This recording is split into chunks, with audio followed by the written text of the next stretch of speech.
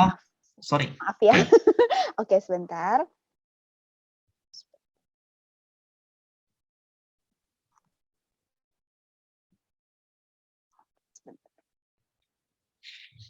Jadi untuk sahabat Miraeset yang punya pertanyaan pengen ngobrol langsung, sebentar kok.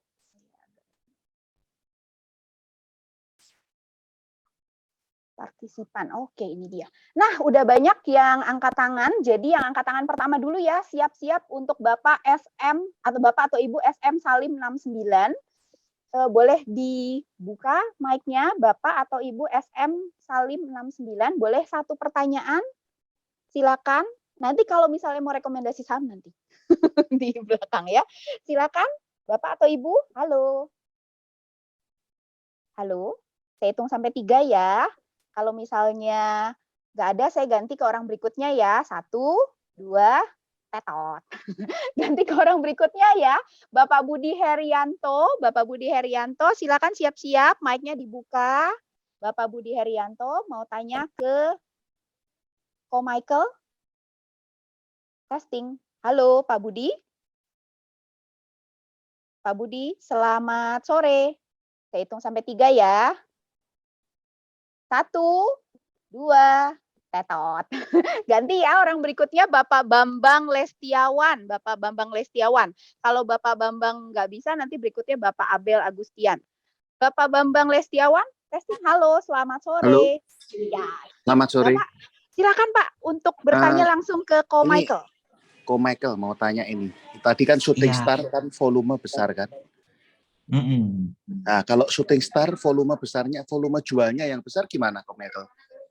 Contohnya di Amar, Ko Michael. Amar tanggal berapa ya? Kemarin.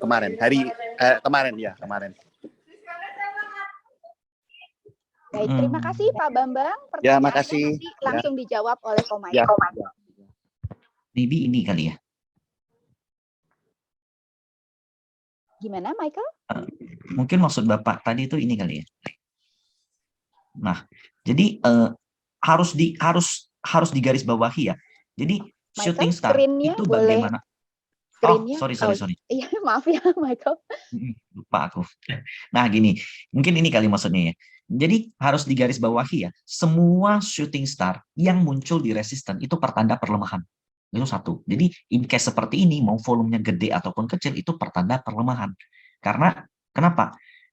Dia muncul di area resisten satu. Jadi sebenarnya nggak perlu lihat volume, kita udah harus tahu kalau ini pertanda perlemahan satu.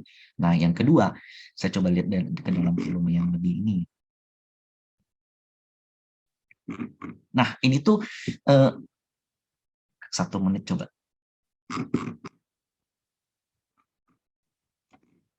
Ini tuh pertanda, termasuk pertanda yang buruk. Kenapa? Karena di dalam pergerakan time frame kecil ya, tuh dia tuh ada, ini kan Shooting Star hitungannya, tapi dengan volume yang besar. Warnanya masalah nggak? Jawabannya, warna ketika terjadi Shooting Star ataupun hammer tuh nggak pernah jadi masalah. Mau dia hijau ataupun biru, karena posisinya tipis. Tapi kalau ada volume besar, meskipun ini terlihat hijau ya, sebenarnya dia tuh jelek. Kenapa? Karena di posisi atas ini banyak yang ngejual.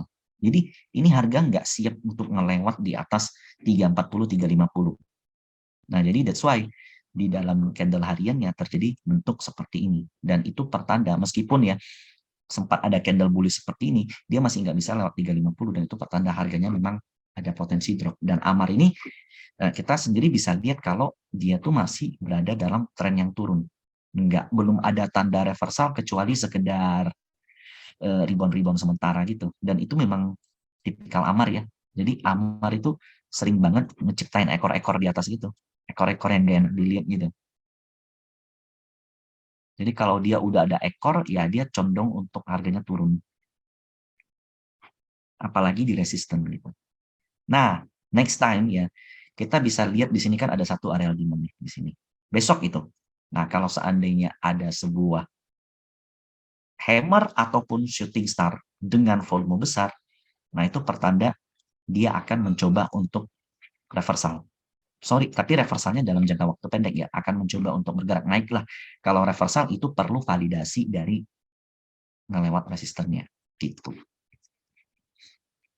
Baik, terima kasih Michael, terima kasih juga Pak Bambang. Kita lanjut ke orang kedua ya. Orang kedua yaitu Bapak Abel Agustian. Setelah Bapak Abel nanti ada Ibu Angela. Siap-siap Bapak Abel dulu. Pak Abel, selamat sore. Selamat sore, Kak. Ya, silakan Pak Abel. Ya, sebelumnya terima kasih izin bertanya. Tadi untuk yang shooting star yang di resisten kan itu harus dicek ke time frame yang lebih kecil ya. Kalau misalnya yang di support itu baik shooting star maupun hammer itu apakah harus dicek juga ke time frame yang lebih kecil gitu kok? Enggak, gini. Jadi shooting star kalau seandainya muncul di resisten itu bagaimanapun pertanda jelek. Karena harga nggak mampu melewat di atas. Nah, yang perlu dicek time frame kecil itu, yang perlu dicek di dalam time frame kecil adalah shooting star di support. Kalau hammer volume besar di support itu udah jelas pertanda reversal. Nah, tapi kalau ada shooting star, karena shooting star itu candle bearish, ya, munculnya di bawah volume besar, itu perlu masuk ke dalam time frame kecil. Karena kita perlu tahu yang ngebeli gede ngerespon pasarnya itu di harga berapa, bawah atau atas gitu. Untuk yang naik itu di harga bawah atau di harga atas untuk responnya tadi? Ya bawah jelas, ya bawah. Karena kita perlu ngelihat volume besar di harga bawah kan. Tapi kalau seandainya volume besar di harga atas itu pertanda agak waspada karena ada banyak yang jual di atas. Bagaimanapun bentuknya shooting star. Volumenya besar, kita perlu tahu volume besarnya itu terjadi di mana, bawah atau atas. Kalau di bawah artinya di bawah itu harga bawah itu menarik untuk market gitu. Baik, terima kasih banyak KOMY. Ya, dan Terima Marta. kasih Pak Abel, terima kasih Michael ya. Ini juga tadi jadi setelah berkali-kali ini baru mulai paham saya juga. Jadi shooting star itu di atas itu jelas jelek ya Michael, nggak usah kita cek-cek Yes. lagi volumenya begitu ya. Shooting star yang di bawah yang dengan volume besar itu yang kita perlu masuk ke time frame lebih kecil untuk confirm begitu ya. Oke, siap. Betul.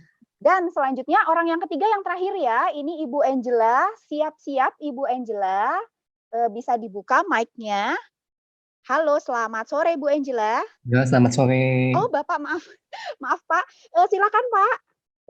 Michael, saya minta tolong dianalisa OBMD.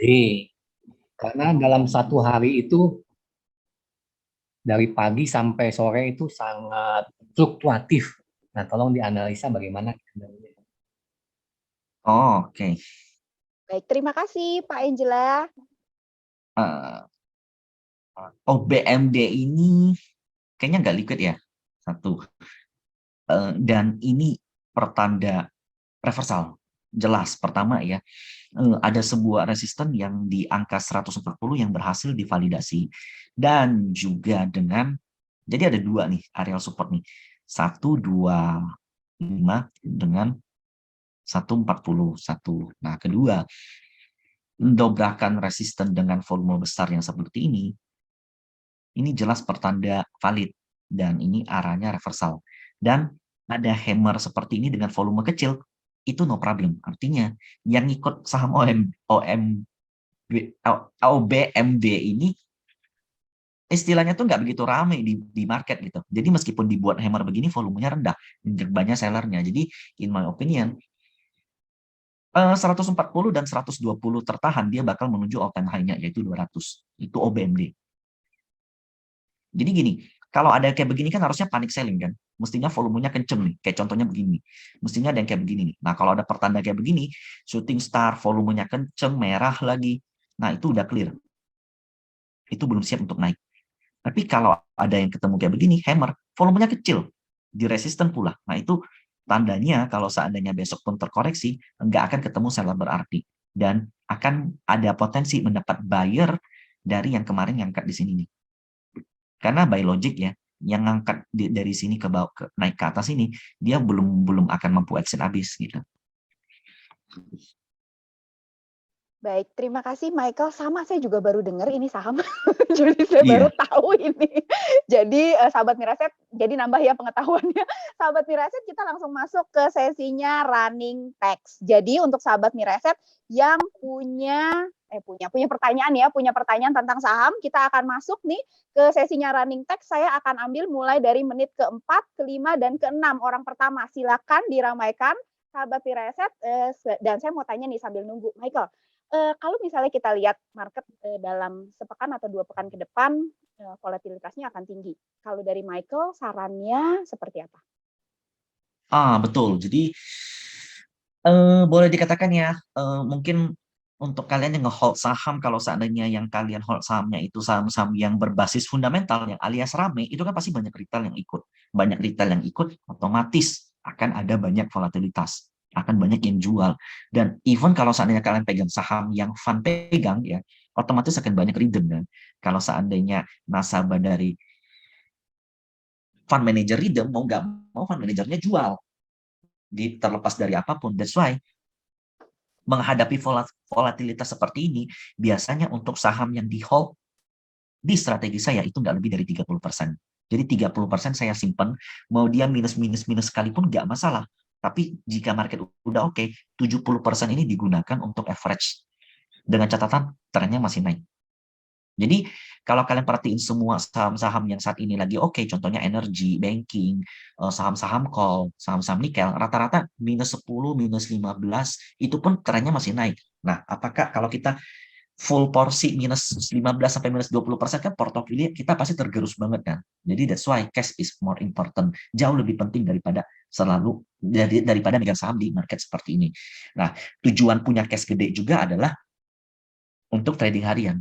Dan kalau seandainya teman-teman scalper, apalagi yang jago-jago tradingnya, itu rata-rata 70%, 80% itu bisa digunakan untuk trading harian. Beli hari ini, jual hari ini. Atau beli hari ini, maksimal jual besok. Biasanya gitu. Jadi volatilitas itu justru trader harian itu suka. Karena bisa dapat harga murah dengan waktu yang singkat kan. Iya, baik baik. Nah, Michael, kalau misalnya nih posisi kita udah, ini kan ada beberapa posisi, nasabah ya, ada posisi, peserta atau sahabat Miraset juga ada yang posisinya udah untung, ada yang posisinya udah rugi. Kalau posisinya udah untung misalnya lumayan udah naik misalnya, 30 atau 40% gitu. Kalau dari Michael sendiri berarti walaupun misalnya market-nya volatile, kalau misalnya trennya masih naik itu berarti masih bisa di-keep begitu ya?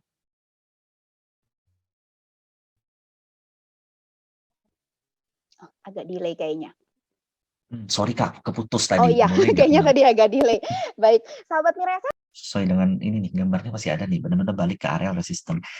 Ke area support. Nah, di area ini sayangnya respon market tuh belum oke gitu. Jadi ada potensi kalau seandainya dia bisa nge-loss sampai ke sini nih. Next di 242 atau 250. Jadi kalau seandainya di 250 ada volume yang gede, apalagi kalian bisa lihat di time frame kecil nanti. Nah, itu ada potensi nanti dia next bakal lanjut rally ke targetnya sih ke 400 karena ini dia udah break volume gedenya.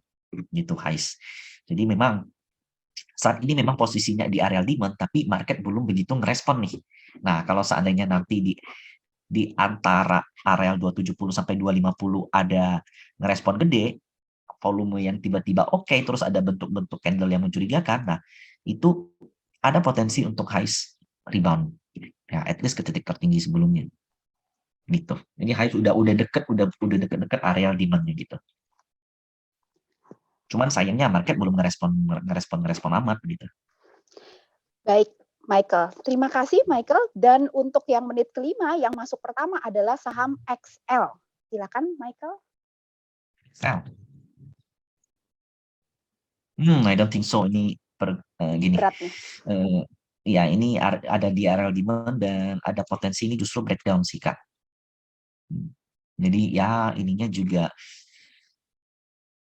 shooting star, volumenya juga agak gede, tapi nggak gede-gede amat. Nah, kalau yang kayak begini justru aku condong ngelihatnya ini bisa breakdown. Karena udah lama banget kan ngetes areal ini tapi nggak ada respon yang oke gitu. Ya, baik, Michael, dan juga sahabat Miraset mungkin kalau yang suka fundamental mungkin kalau merhatiin XL gitu ya, mungkin kenapa sahamnya jelek, maksudnya kenapa sahamnya turun, salah satunya juga karena laporan keuangan ya. Jadi dari 3 perusahaan telco tuh yang tumbuh cuman Telkom dan itu pun juga tipis banget tumbuhnya ya. Jadi mungkin ini merespon lah ya laporan keuangan yang turun. Nah, Michael, kebetulan di menit yang 04 nih yang keluar highs juga. Tapi saya cari yang berikutnya ya, 504 berikutnya adalah saham PTDU. Boleh dibantu, Michael. PTDU. sahamnya ini nih, sahamnya Om Ben nih. Nah, jadi uniquely ya, PTDU tuh dia nggak bisa ngelewat titik ini nih, 180 nih. Nah, habis itu ARB sampai 4 kali. 1, 2, 3, 4, 5 kali. Nah, terakhir dengan posisi seperti ini udah mengkonfirmasi kalau dia udah mendekati bottoming. Satu. Nah, kalau kita perhatiin ya, naiknya PTDU kemarin dari ARB itu di ticker oleh volume yang besar. Dan ini udah pasti bukan retail biasa yang ngegebuk gitu. Meskipun ada yang taking profit lumayan gede setelah itu di sini. Nah, next itu dia sideways aja. Nah, that's why kalau in my opinion ini tuh udah merupakan area bottoming. Jadi kalau kalian punya PTDU, in my opinion ya, gap ini sebenarnya gapnya semua udah ditutup ya dalam 1 hari. Tapi ini masih ada potensi untuk dia melanjutkan kenaikan ini. Karena kalau yang kayak begini tuh ya itu potensi kayak dia tuh udah menunjukkan area bottoming. Yang kayak begini kan kita bisa nggak kira-kira area bottomingnya di mana? Mungkin aja kita bisa nge-clash kayak ngebatasin di 80 or di 100 let's say.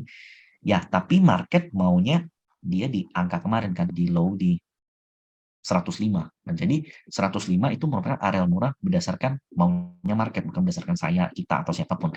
Jadi in my opinion 105 itu a cheap price yang udah divalidasi oleh market. Baik, Michael. Michael boleh minta satu bonus lagi? Iya. Satu lagi ya, karena sahabat Miraset ini menit ke-7, chatnya masih ada 600, Michael di bawahnya satu lagi, saham yang masuk ke menit ke-7, saham BHIT. Good, ini good. Sorry, BHIT ya. Valid reversal kalau melewat angka 76, karena titik tertinggi sebelumnya itu 76 di sini. Nah, ini akumnya udah ada, sayangnya gini nih. Ini hammer di resisten ya. Kita lihat saya resisten di sini. Volumenya gede kan? Nah, itu alasan kenapa dia nggak mampu ngelanjutin harga selanjutnya. Kalau seandainya ini volume rendah, ini menarik nih. Jadi BHIT ada potensi nih dengan kehalang di resisten gini, ya ada potensi dia balik dulu nih Kak, ke 60 dan titik terbawahnya itu 53. Jadi in my opinion 60 sampai 53 itu area baik. Ada potensi reversal nggak? Ada, tapi kelihatan kayaknya belum saatnya gitu. Ada potensi nih yang lewat nih. Tapi belum saatnya. Baik, terima kasih banyak Michael udah dibonusin hari ini. Jadi sahabat Miraset, terima kasih juga sahabat Miraset, tetap semangat ya walaupun nanti marketnya ke depan mau kayak gimana. Pokoknya semoga sukses selalu untuk sahabat Miraset. Sukses juga untuk Michael, semoga tradingnya tetap cuan, tetap untung Michael dan sahabat Miraset juga di pekan depan. Jadi kita siap-siap kalau misalnya nanti ada goncangan-goncangan, pegangan aja sama meja setempat ya. Jadi sahabat Miraset, untuk saat ini kita harus akhiri kegiatan mentorship pada yang minggu ketiga ini di sesi yang terakhir ini. Terima kasih banyak Michael.